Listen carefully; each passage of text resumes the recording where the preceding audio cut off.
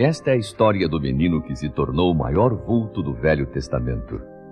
Deus abençoou este menino e o usou para formar, de uma raça escrava do Egito e debaixo das maiores dificuldades imagináveis, uma nação separada, especial, santa e poderosa que mudou o curso da história da humanidade. Você já sabe que estamos falando de Moisés, não é mesmo? Ele foi o libertador do povo hebreu, tirando-o da escravidão egípcia, sendo seu líder através da peregrinação no deserto, seu legislador e autor do Pentateuco, o conjunto de livros escritos por Moisés.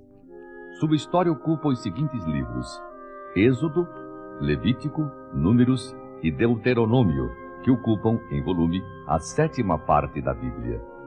Por sua vida e por sua obra, Moisés merece a fama de ter sido um dos maiores homens de todos os tempos. Ouçam a respeito do menino Moisés e de como Deus preservou sua vida de modo maravilhoso, reservando-o para um futuro glorioso. Devemos saber que José do Egito e toda a sua geração já haviam morrido. Os descendentes de Israel, porém, haviam aumentado em número. Multiplicaram-se e foram progredindo, ficaram fortes e encheram a terra. Por esse tempo, subiu ao trono do Egito um rei que não conhecera José e que não gostava dos israelitas. Teve medo de que eles crescessem mais que os egípcios e se tornassem mais fortes. Passou a dar-lhes mais trabalho a fazer, aumentou a pressão sobre eles, levando homens, mulheres, jovens e até meninos e meninas para o trabalho forçado, fabricando tijolos para a construção de cidades-armazéns militares do faraó. Com esta dura servidão, Israel iria perder o seu espírito de independência, e, no entender do rei, o número deles iria diminuir sensivelmente. Enganou-se. Quanto mais trabalhavam, mais fortes ficavam, e Faraó via-os aumentarem tanto em toda parte, no campo, nas casas, nas construções, nas ruas do palácio. O país se enchia de hebreus. Foi aí que o rei teve uma ideia para acabar com o aumento desse povo. Terrível ideia, pois era o plano de acabar com os estrangeiros, transformada em decreto para que em toda a terra do Egito fossem mortas as criancinhas que nascessem da data do decreto em diante. Foi recomendado às pessoas que trabalhavam na profissão de cuidar das futuras mãezinhas e atender as senhoras que iriam ter bebês, que jogassem todo o recém-nascido macho no rio. As meninas podiam viver, mas os meninos deviam ser mortos pelas parteiras. Mas esse cruel decreto não foi obedecido, felizmente. Elas poupavam a vida dos recém-nascidos, tanto machos quanto fêmeas.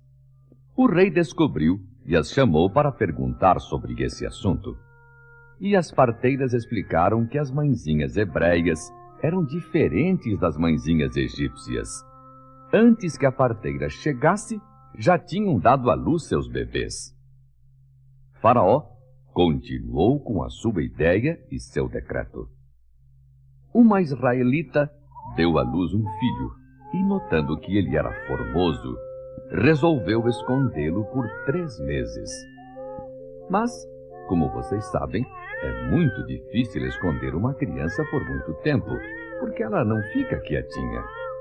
Chora, fala alto, se mexe muito. Os pais de Moisés, que se chamavam Arão e Joquebede, trataram de fazer um plano a fim de impedir que o decreto do rei atingisse seu filho de 3 meses de idade. Tinham de escondê-lo dos soldados de Faraó, porque caso eles descobrissem o menino, iriam matá-lo. Era preciso dar um jeito de esconder Moisés para escapar do terrível decreto do rei do Egito.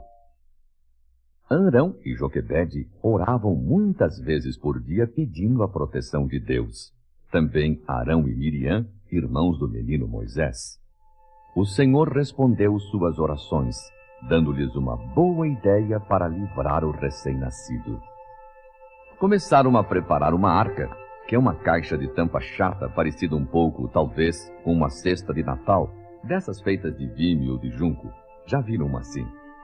Arão fez um revestimento com betume e pez, algo assim como breu ou piche, uma resina pegajosa, sabem? Era uma massa que vedava os buracos da arca para não deixar entrar água. Depois de pronta, Joquebede colocou deitadinho dentro da arca seu filhinho Moisés.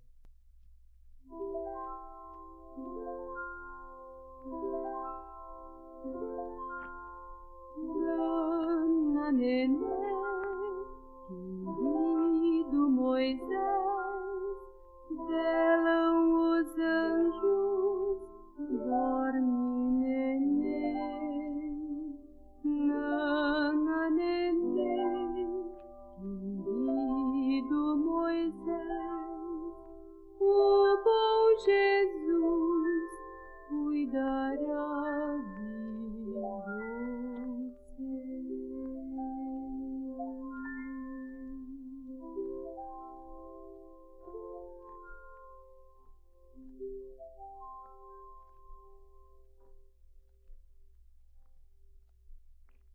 Foram até a margem do rio e, tendo certeza de que ninguém estava vendo o que faziam, puseram uma pequena arca sobre a água do rio, por entre as plantas delgadas, lisas e que se dobram com o vento facilmente, chamadas juncos. A mãe voltou depressa para casa, mas sua irmã, que fora junto, Miriam, postou-se de longe, a fim de sondar o que iria acontecer ao seu irmãozinho.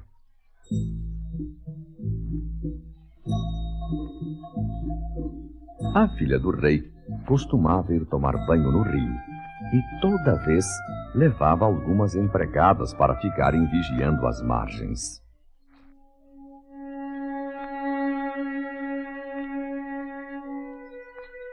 De repente, a filha de Faraó viu a arca no meio dos juncos, flutuando mansamente, e ela, curiosa, quis saber o que era aquilo.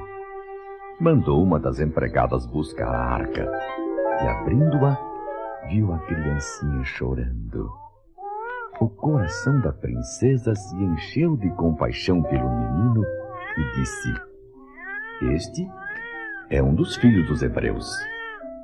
Nesse exato momento, Miriam, que via toda aquela cena, inspirada por Deus, aproxima-se da filha de Faraó e lhe faz uma pergunta assim: "Queres que eu te vá chamar uma ama dentre as hebreias para que crie este menino para ti?" E a princesa, feliz com o achado, mas um tanto embaraçada, sem saber muito bem o que fazer com a criancinha, gostou da sugestão da mocinha hebreia e aceitou a sua proposta. Foi, pois, a moça e chamou a mãe do menino. Correram até o rio. O coração batendo de emoção, Joquebede ouve, admirada, o que lhe diz a filha de Faraó: "Leva este menino e cria-o para mim. Eu te darei o teu salário." E a mulher hebreia, que era a própria mãe do menino Moisés, tomou-o e levou-o para sua casa a fim de criá-lo e educá-lo para a princesa. Salvo das águas do Nilo, ele foi criado como filho da filha de Faraó. Os esforços de seus pais para preservar sua vida foram um verdadeiro ato de fé.